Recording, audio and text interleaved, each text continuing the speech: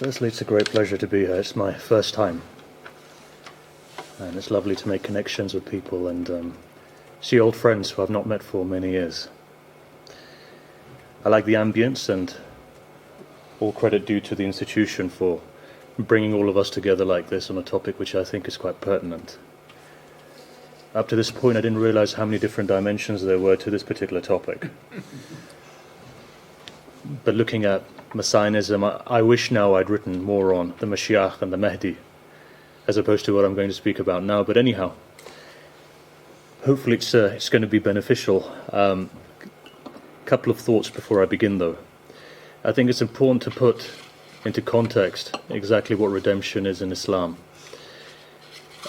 Primarily, there is no concept of redemption as such, because the term redemption itself, if you look at it from a modern context, is something that you would go towards Christianity to. So, putting this doctrine into context, question really is this: how was it understood in Islam? And for that, we're going to have to go back 1400 odd years, just to contextualize. And I think even if we can take 20 minutes or 15 or so minutes and contextualizing, I think it's going to be important. So let's start off with the very basic, the Quran itself. Now, from 6,600 odd verses, you find that roughly 900 to 1,000 verses actually deal with the children of Israel. They deal with theological questions that were either asked in that time, or something to do with the Midrash, both the Old and the New Testament. And so today, when we do study Islamic law, especially within the modern day, I think there's a huge lack there of understanding many a time at the questions and the answers that were coming in a time where you saw two different strands of Christianity, and you in fact saw two different strands of Judaism, and at the same time you saw the Hanifs, which were really from the line of Ishmael. So you've got this monotheism which is brewing within what you could say the Arab Peninsula, and its context is very unique. And you're finding certain offshoots over there which probably weren't existing in the Western Christian world, and many a time you may have found certain ideologies which weren't prevalent within the known Jewish world. And so I think that for any Islamic scholar really who's extrapolating law, and especially when they're going to the Quran, it's very important to understand the context as to what the debates were taking place within Judaism and within Christianity. Look, I'll give you an example. If we're looking at 900 odd verses that are either dealing with law in many ways, and not Islamic law directly, because remember, at the very beginning there was no evolution of Islamic law. So if you look just at what Muslims recite on a daily basis, even in their prayer and so forth, there are certain answers in there which are not specifically for Muslims. So if you look at the second chapter of the Quran, there's a very famous verse known as the verse of the throne, in that where God says he doesn't slumber nor does he sleep.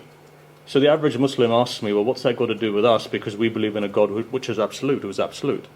The discussion was taking place within the Christian quarters at the time, which the Quran here is answering. So, going even deeper than that, if you look at some of the laws which are there, and the reason why I mention this, well, a friend of mine who I haven't seen in a long time, Rabbi Natson, who's the, if you remember a number of years ago, and I say this because certain laws, as you can see, evolve. There we were with the late Rav Pinter, if you remember.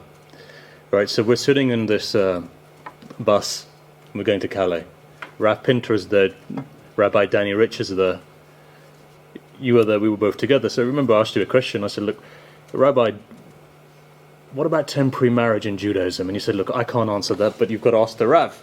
But I can't ask because of the age difference and the respect. So I said with me, being outside of the faith, I asked him. So I said, Rav, tell us about temporary marriage. And he looked at me with a smile and a twinkle in his eye. And he says that when a rabbi goes away from his wife, out of the city or he travels, he is allowed to temporary marry. Not practiced, but immediately those who know Shi'i law and the practice of temporary marriage, if you remove a rabbi from there and you look at other contexts of that,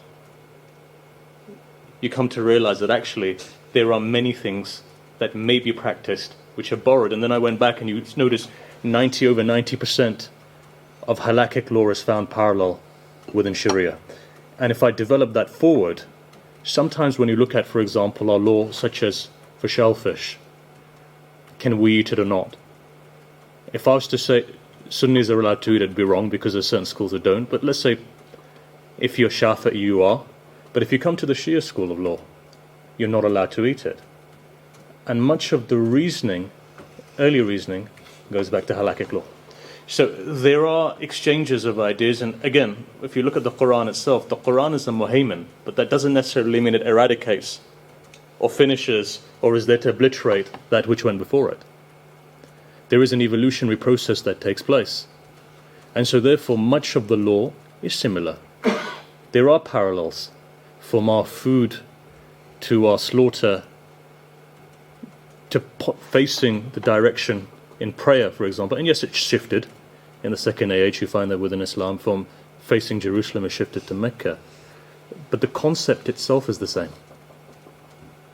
And so therefore there is evolution, and this evolution needs to be understood.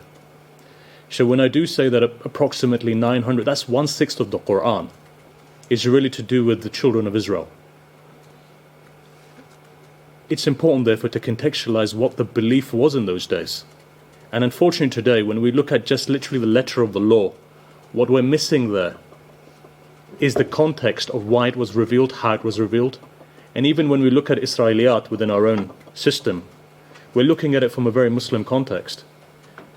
To understand requires you to look at it from the lens of those people who are asking those questions, or where the debate was going on. And so this is why I think that today is very important, because it brings us together to at least have discussion on a topic which probably isn't really discussed very often. And now if I was to say it's discussed in Islam, it's not discussed in Islam at all. We don't have a system of redemption. I do wish, nevertheless, that, for example, the late Mahmoud Ayub was here, because he has an authoritative piece on this, redemptive suffering, and he takes a case study of Shiism and the rituals that take place in Muharram. And we'll look at it in a minute, but just develop on that. So, as I mentioned, look, there are different strands of Christianity and Judaism both, which are in the Arabian Peninsula. So, if we start off from Abraham, and as I said, please forgive me that we're going into this context, but I think it's important even before we discuss the concept of redemption. Two sons, famously, as we know, more than that, but two famous sons, one the Ishmael line and one the Isaac line. Ishmael is a monotheist, 12 sons, and then from then onwards God created a great nation. The Hanifs are coming from that particular line, and so those people who believed in the Abrahamic law. You go to the other side, and again, when I'm contextualizing, it is as was defined and believed, as we have in tradition, in the Arabian Peninsula at the time. So coming over Isaac, and then from then on, the line of Isaac. The key point here is that after the destruction of the first temple by Nebuchadnezzar, historically we believe that there was a movement of priests from that first temple who came over to the Arabian Peninsula. And today when you have individuals like Margaret Baker, for example, who look at temple studies, having multiple conversations for hours upon end with her, her belief is, or at least was when we last had a conversation, was that if you look at the Kaaba, the exact diametrics of the Kaaba is what the Holy of Holies were. She says it's impossible for a Bedouin Arab to know that unless if the foundations were laid by Abraham himself or by the high priests, who had then after the destruction of the first temple come over.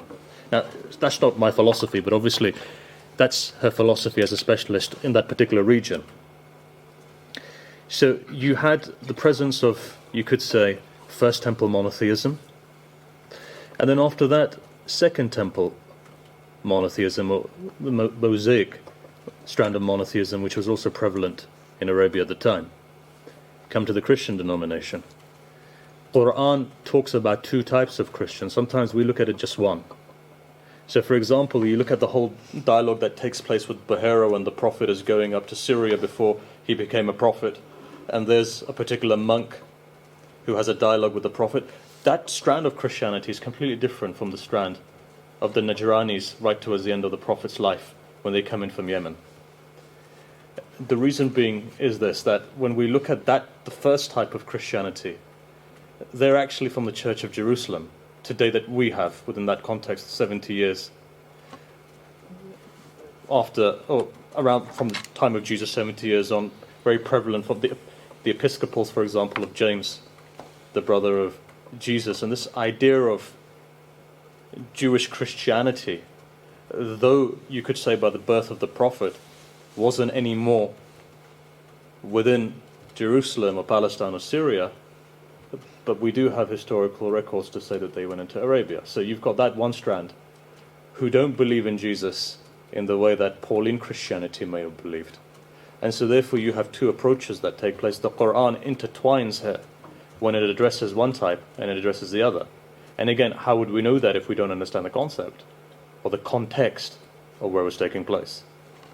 So again, it's fascinating to see how Islam is growing, evolving in a region whereby it's a very unique region, because it has different discussions that may not have been prevalent in the Christian world or in the Jewish world as we know it.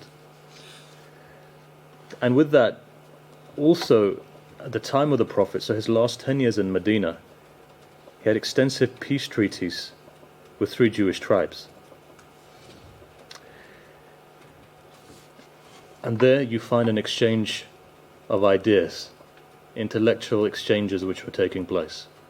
And again, that's a research topic which I believe needs to be done, but it's not been approached yet.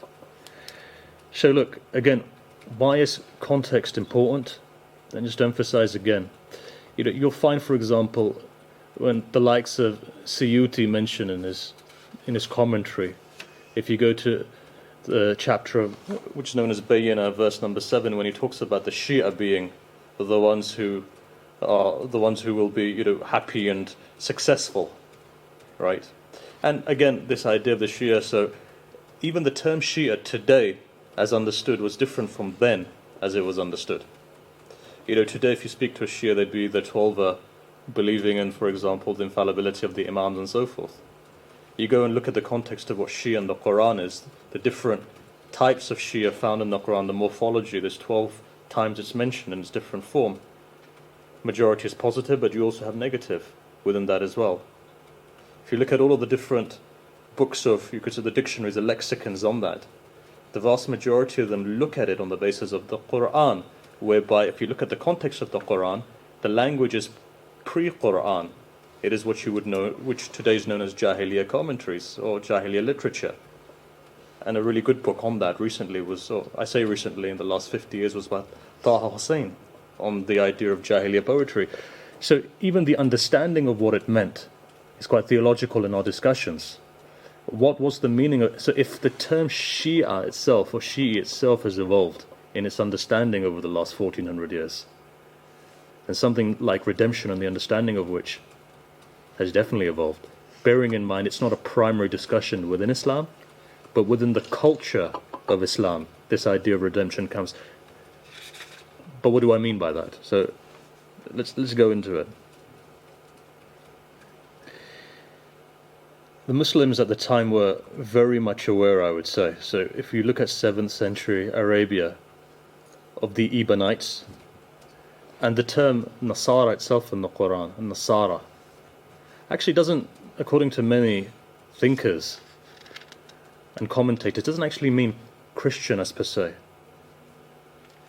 but the Nazarene denomination of Christianity, in fact.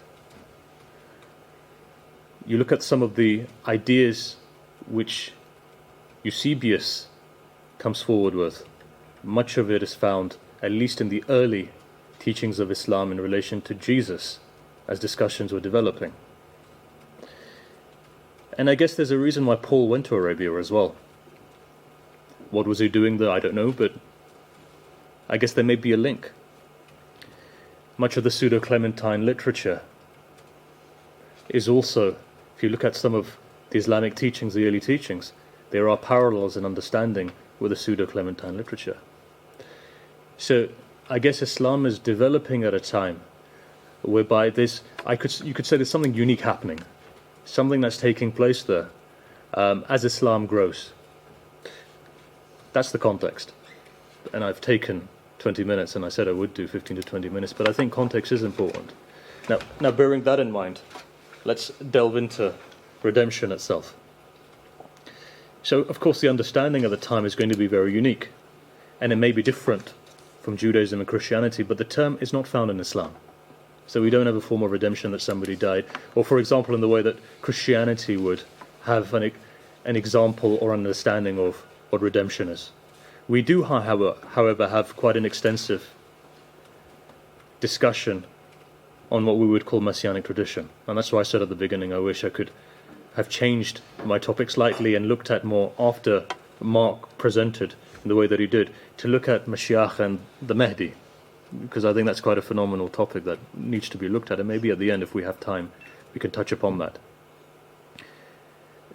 I would say the Arab understanding, I won't say Islamic, but I say the Arab understanding of the 7th century redemption would be referred to a deliverance from sin, and at least within the Arabian Christian context, it would be important for salvation. Now, many Muslims would understand at that stage that Paul primarily uses this particular concept, looking at the significance of the crucifixion in terms of saving Christians, redeeming them for their sins. So many Muslims would know that at that time in the 7th century, 8th century. But there's also an angle, and that is the angle of atonement. You've already heard the idea of ransom and emancipation. So if we were to look at the concept of redemption, perhaps in the Islamic context, we'd look at it through the prism of atonement, ransom, emancipation. Islam, of course, doesn't have an idea, or at least the majority of Muslims don't believe in the idea of the original sin. Human beings are inherently good because, if I could use this term, they're made in the image of God.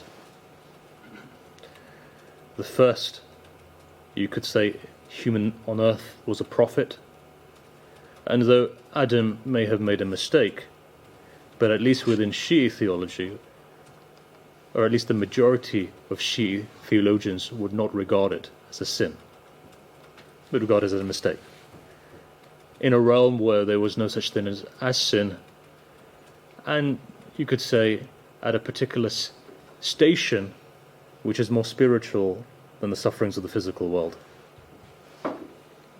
So if the idea of redemption is coming across as an emancipation, freeing of an individual from, let's say, the ego, now coming onto the spiritual dimensions, because obviously there is a rich spiritual tradition within Islam, emancipation from the confines of the shackles of the soul. How does atonement come into this? Well, funnily enough, or ironically I would say, not funnily enough, but ironically, there would have been an understanding in Medina at the time of 3 types of atonement, borrowed, I would say, or understood from the Jewish tradition. One is, on the night of Exodus, the idea of the Passover lamb, sacrifice of the lamb. The other, the whole sacrificial system. Now, though at the moment, or as we've already heard prior, that it was something which was performed in a temple, you could see sacrifice, excuse me for my poor Hebrew, but khorbon, or Qurbani as it is known as today, even within the Islamic context. So you go to Hajj, you sacrifice a sheep. And what is the purpose of that? It is a form of an atonement of sin, as a form of a rebirth, a killing of the ego, and you could look at it from many spiritual angles. And the third thing that the Muslims would have been aware of is the Day of Atonement, Yom Kippur. So you can imagine that the idea of atonement from a Judaic perspective and the idea of redemption from a Christian perspective weren't foreign to Muslims. And even then, we don't, as Muslims, have a concept of redemption in the way understood by Christians. And our atonement mechanism may be similar to Judaism, but it also has its own unique rituals of atonement. one thing I can say, though, is that though there is no clear definition in Islamic literature of what redemption may symbolize or be, but there is a culture, an acceptance of a form of a redemption. And I guess this comes through what is known as the theology of suffering. Now, perhaps the theology of suffering in Islam may differ from Christianity, but we certainly do have a theology of suffering. And I'll put forward the traditions in a minute, but before I get there, we do have a legacy of sacrifice through the idea of suffering. Now, if you go and you look at some of our Islamic scripture, you've got Abraham's sacrifice of his son, be it Ishmael or Isaac. You've got the Prophet's father, who was meant to have been sacrificed, and 100 camels later, there he is alive. And all of this, at least within Shia tradition, was building up to the great sacrifice, which is the sacrifice of Imam Hussain. That is the cultural angle where you see, at least on a level, redemption coming into the Islamic scriptures. And of course you have the mortification found in Sufism, again, theology of suffering.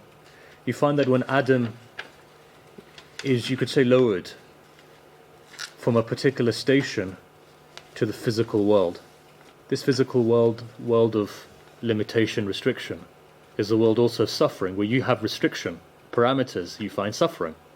7 billion people in the world with free will will ultimately lead to partial free will, because we will be curtailing our free wills, which will lead to suffering.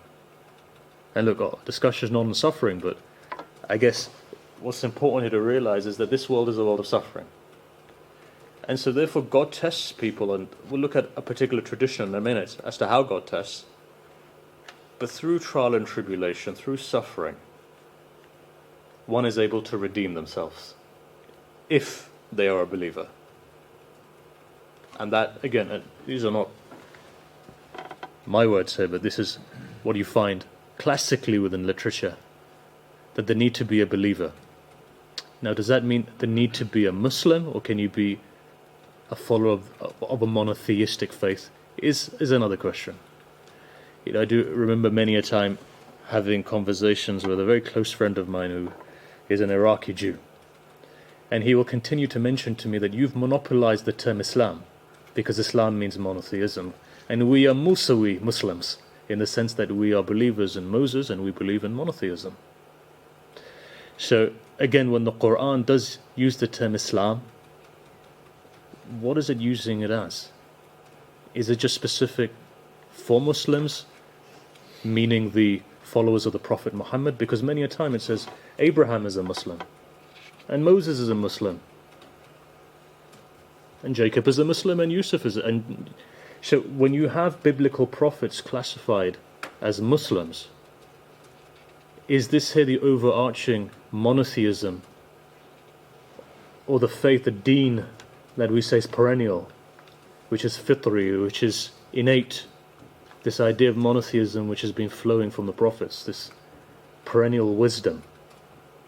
Or are we talking about Islam per se, as evolved and revealed by the Prophet Muhammad? I'll leave that to you. I'm going to skip a couple of points that I wanted to mention, only because I think it's going to elongate our discussion. But I want to bring a tradition from, as narrated by Ahmad bin Hanbal. And it's interesting. Ahmad bin Hanbal is, you could say, at least within Shia literature, famous for two things. Had it not been for Ahmad bin Hanbal, Imam Ali would not have been the fourth Caliph, as recognized in the Sunni world today. Prior to Ahmad bin Hanbal, traditionally it was believed it was the Abu Bakr and Umar and Uthman and Muawiyah. So that's one thing, that at least Ahmad bin Hanbal, otherwise today, at least within an Interfaith level, we wouldn't be discussing Imam Ali as the fourth Khalifa. And the second thing which he's famous for, you could say, is the empowerment and support of Mutawakkil in giving the fatwa that led to the water, or at least water flooding the grave of Imam Hussain. So you could see on the one extreme one side, on the other extreme the other side. The famous fatwa that was taken by Mutawakkil to desecrate the grave of Imam Hussain was by Ahmad bin Hanbal. So anyhow, Ahmed bin Hanbal comes forward and he quotes Sa'd ibn Abi Waqqas. This is his Musnad, Ahmed bin Hanbal, and in that he begins a discussion whereby he says that the suffering, and I'm paraphrasing the hadith here now, the suffering of a believer, or the more they suffer, is dependent upon their maqam, the station, and so therefore the greater the reward. So that more a believer suffers in the world, as long as they're a believer, as long as they have Iman, the more the suffering, the more the redemption, the more the reward. And for some reason, the verse of the Psalms comes that even though I walk through the valley of the shadow of death, I fear no evil, for thou art with me. Regardless of how much you suffer, Ahmed bin Hanbal says here, God is with you. To quote from Matthews as well, blessed are those who mourn, for they shall be comforted. And again you find that there is this doctrine of mourning, or tears, within the Islamic tradition, crying for your sins, repenting to God. And so therefore you find the verse of the Quran that says that verily when a calamity befalls, they say, to God do we belong, and to Him we shall return. Tears, forgiveness, redemption. Now let's take it to the cultural aspect. And here I want to look at parallels between Imam Hussain and biblical figures. Because again, let's look at it from a Shia perspective. That's the closest you're going to get to redemption as understood today in the modern context. And I want to start off again from what we say Sunni tradition, that the famous Ka'b bin Ahbar says to the second Khalifa, he says, you know what the concept of malhama is? So he says, no, you tell me. So Ka'b is a very famous, you could say in modern day context, chief rabbi of Medina who converted to Islam. And he brings in a tradition which today we regard as Israeliyat. So much of Israelite tradition which is found within hadith literature anyway is brought in by Ka'b. And in this particular tradition he says, well, Omar, the malhama began with the killing of Abel, and it ends at the killing of Imam Hussain. Now remember, at this stage Imam Hussain had not been killed. Imam Hussain was to be killed, or was to be martyred in Karbala. He was still alive at this stage. And so automatically within Sunni and Shia tradition, because of course this is also narrated within a Shia tradition as well, what you find is immediately that there is a linkage which goes back to Adam. And so on that, let's explore Adam. You find that there's a particular tradition whereby Adam goes onto the land of Karbala, comes onto the land of Karbala, which is in Iraq today. And in the tradition it says that he hits his foot and his foot begins to bleed. So he asks God, he says, God, have I committed another sin or a mistake? And God says no. So the first theological angle here is a belief that whatever trial and tribulation befalls us is because of a sin that we've done. But here God corrects him and he says, no, actually it's for you to understand what ground you've come on, where Hussain will be killed, and he gives him the whole story of what's going to take place. So there's a second theological dimension here, is that human beings suffer either because of their own sins, or because God wants to give him some form of a divine gnosis or some kind of an understanding, which we would say ma'rifah, some kind of understanding of some divine secret. And so here the tradition says that Adam curses Yazid 4 times, gives la'an to him, does bara'at on him. And then after that Adam begins to weep. And he begins to weep at the story of what is going to take place to the grandson of the Prophet Muhammad. And at the end of the tradition, he is told that a Mahdi is going to come, the Mashiach. The Mahdi is going to come in the last days, who will be the Redeemer, and he will take vengeance. So that's one tradition. The second tradition is of Abraham. You can see the links now developing. So when Abraham is sacrificing his son, and God ransoms his son for his heavenly ram or lamb, at that point tradition says that, be it Gabriel or another angel comes and he describes to Abraham that, by the way, you feel grief at what took place with your son, but there is a grief which is far more than that. And that grief will be the grief of Hussain being killed. And the fact that your son is saved and later on Abdullah is saved, all this is building up as a ransom. So all of these two savings, you could say, ransom for what purpose? Ransom for Hussain being slaughtered in Karbala. Second tradition of Abraham is this. Abraham is now riding and he comes onto the land of Karbala. Now, if I was to describe to you, the land of Karbala is about 45 minutes drive from Babylon. Having gone to the shrine of the prophet Ezekiel and having seen the Jewish writing still there present today,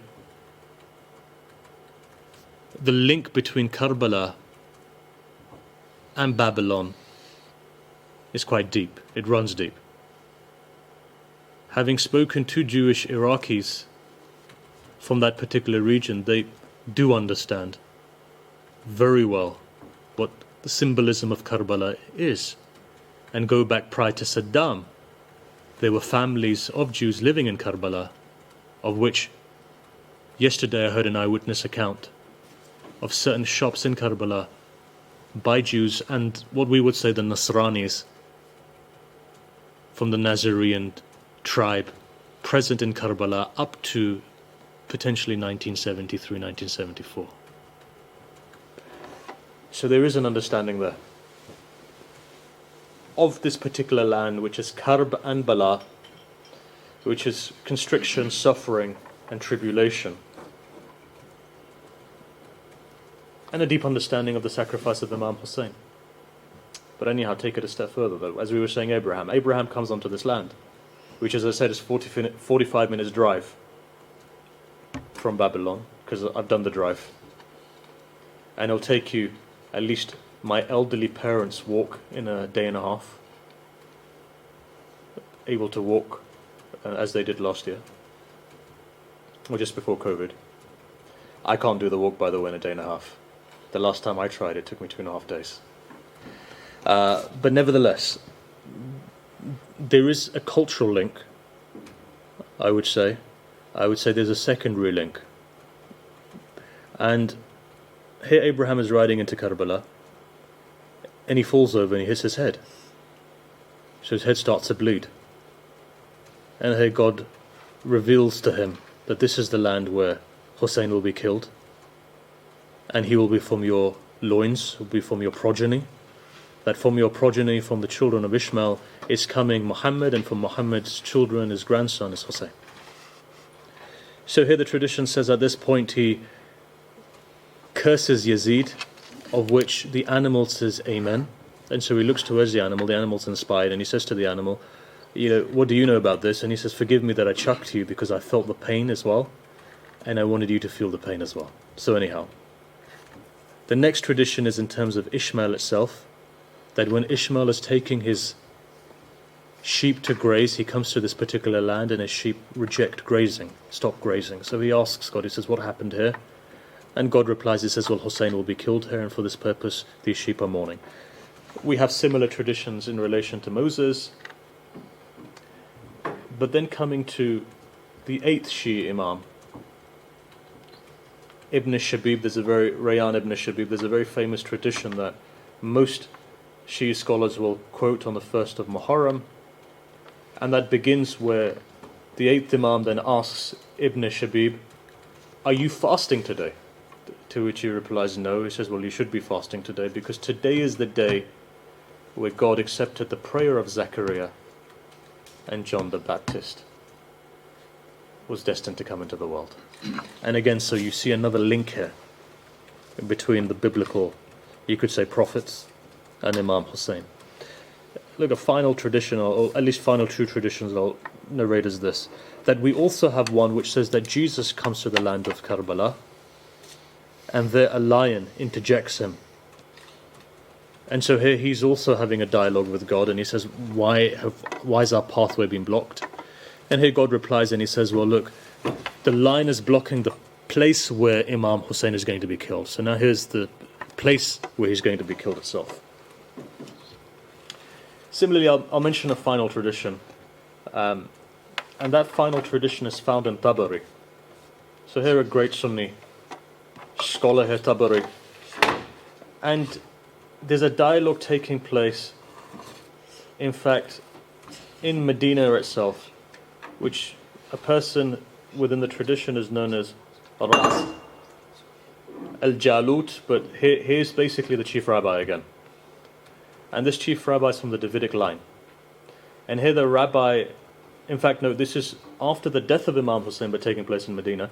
And here this particular rabbi says, I would feel fear when I go to the land of Karbala, because I thought that this person who's going to be killed from the line of the prophets is me.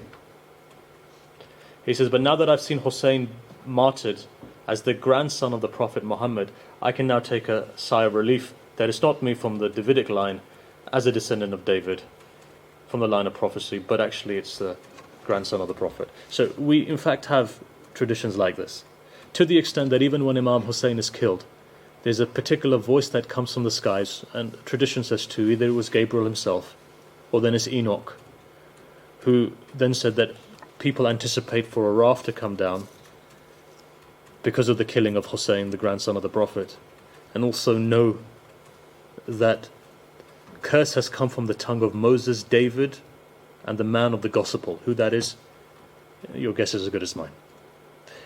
So it's interesting that we have parallels in relation to Imam Hussain when it comes to Imam Hussain and when it comes to biblical stories.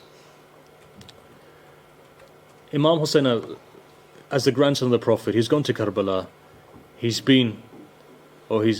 attained martyrdom. After this martyrdom, you notice some or similar things with the concept of redemption.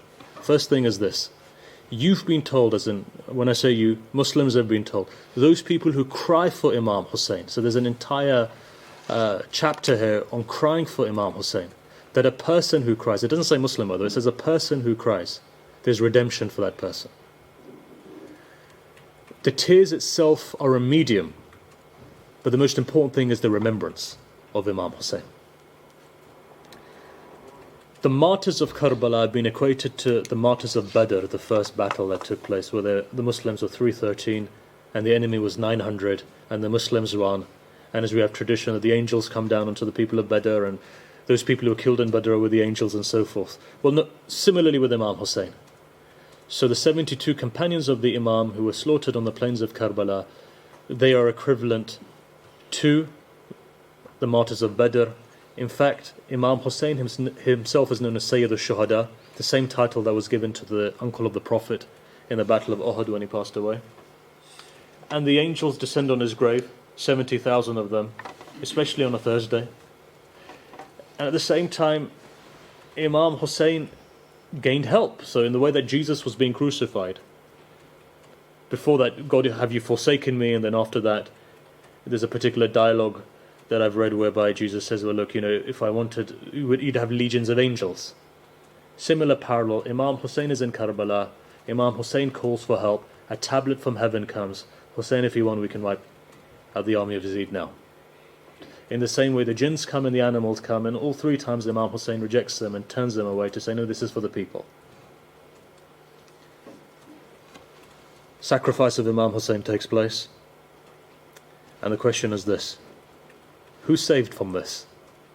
Those people who weep are saved. Those people who visit the shrine of Imam Hussain, they're also saved. The condition of visitation, ziyarah as we would say, is to have ma'rifah, is to have understanding of who Hussain was. However, weeping for Hussain doesn't have the same condition. You don't need to have ma'rifah. So therefore, this brings me to the concept of collective redemption. And I guess collective redemption here is through the mourning of Imam Hussain. And this culture of Imam Hussain has become an identity. It's a culture, it's a ritual. And the day of Ashura has become important. And here you notice within the modern day understanding in the Sunni world, not of 50 or 100 years ago, but the modern day understanding of what Ashura is, and the Shia understanding are polar opposites in many ways. For many Sunnis today it's a day of rejoicing, whereas within the Shia context it's not. And of course I'm not saying for all Sunnis, but at least in the UK, where at least this year people were sending WhatsApps that congratulations on today, and that's not really the case for Sunni Muslims, maybe in Iraq or many in India. Ajmer to this day, the shrine of Mu'in-ud-Din Chishti, holds the day of Ashura as a day of mourning. And every Ashura day I get a message from the custodians to say that today is a day of mourning for us. But here I'm going to mention a tradition. And that tradition is found in the early part of, in fact this particular tradition was also found by Sheikh Saduq, whereby you notice that a conversation takes place between Maytham al-Tammar, the companion of Imam Ali, whereby he refutes some of those ideas of rejoicing. He refutes the fact that the day of Ashura was a day when Adam's repentance was accepted. And he refutes the fact that David's repentance was accepted on this day. And he refutes the fact that Noah's ark came to dry land on this day. And he refutes the fact that God split the Red Sea for Moses on this day. In fact, he says none of that happened, and this is a day of mourning. The Day of Atonement, Yom Kippur, wasn't today, as is made believed by some Muslims. And he says no, this is a day of mourning, and this was the day when Hussain was killed. How does this culture evolve? This culture of ta'ziyah, this culture of poetry, this culture of majlis that we have, this gathering, the ziyarah. And you notice that slowly but surely what began as just poetry remembering Imam Hussain on the day of Ashura and shedding tears has evolved in a way. There's an entire culture of so. And today we find even in the center that 10 days of mourning take place where people come. And this actually evolves not in the Arabian Peninsula, but the idea of a majlis actually evolved in India. And it evolved 200 years ago. And in fact, if you look today, who did it evolve from? Sayyid Dildar Ali Naqwi, Ghufran Ma'ab, famously known as, who introduces the idea of going on a mimbar, going on a pulpit, and talking and crying, and then after that, the whole process of beating one's chest. That actually evolves in the subcontinent. And later on, this is transferred to Karbala through the Nawabs. The Nawabs, as you know, very famous for upholding Hajj as well, even up to the first 2 decades of the Saudis when they hadn't discovered oil. The very famous, the Rajas of the Nizam of Hyderabad is the one who pays patronage for the Hajj. And it was the likes of the Nizam or the Raja of Mahmudabad who exports this idea of majlis as we have it today, ta'ziyah, to the Arab world. So look, final point is this. I was given an hour and I'm just under an hour, but I'm going to conclude on this point. With the redemption through the blood of Imam Hussain, or the sacrifice of Imam Hussain, you also have the idea of a redeemer, and that redeemer is in the form of the Mahdi. And I think it'd be a great travesty not to mention the Mahdi. I wasn't going to mention, but again, because of the wonderful work Mark did in mentioning the idea of the Mashiach, I'd want to mention just a couple of words here on the Mahdi. Who is the Mahdi? The Mahdi is that person who will come at the end of times. What will he do? Heaven on earth. If you look at Imam Hussain, you see mercy, sacrifice, peace. Justice is missing here. And that concept of justice is when the Mahdi comes. Now, who the Mahdi is, again, is a different discussion. His personality, but the concept of the Mahdi is found across Islam. Whether it's a system or a person, well, the vast majority believe it's a person.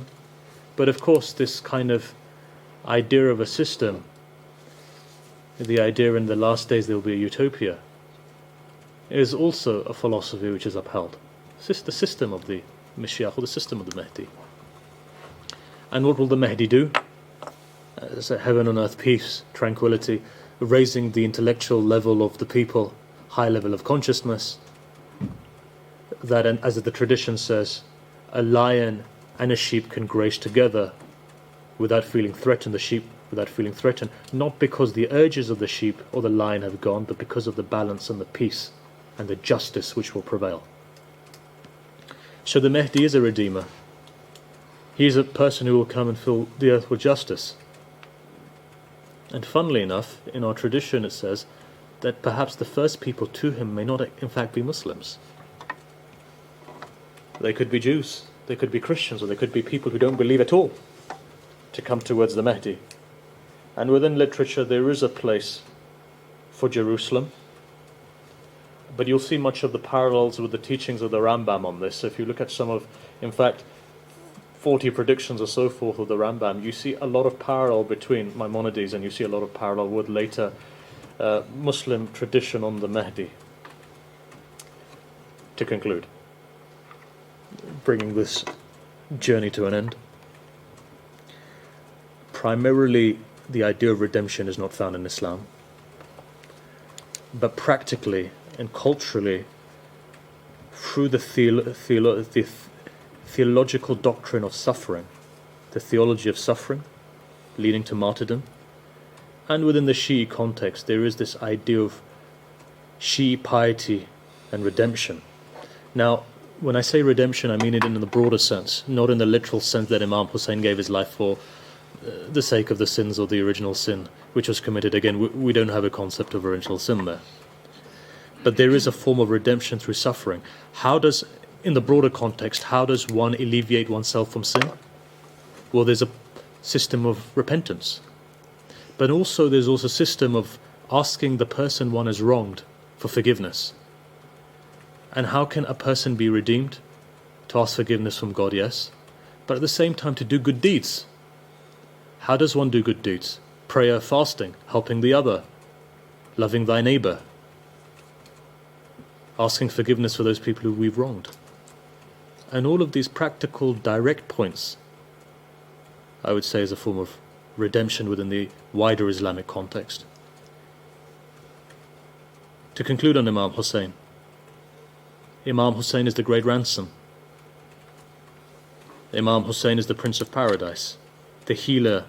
He redeems, and through his remembrance one finds intercession and an intermediary in many ways for all the sins that we've committed, for God to forgive us.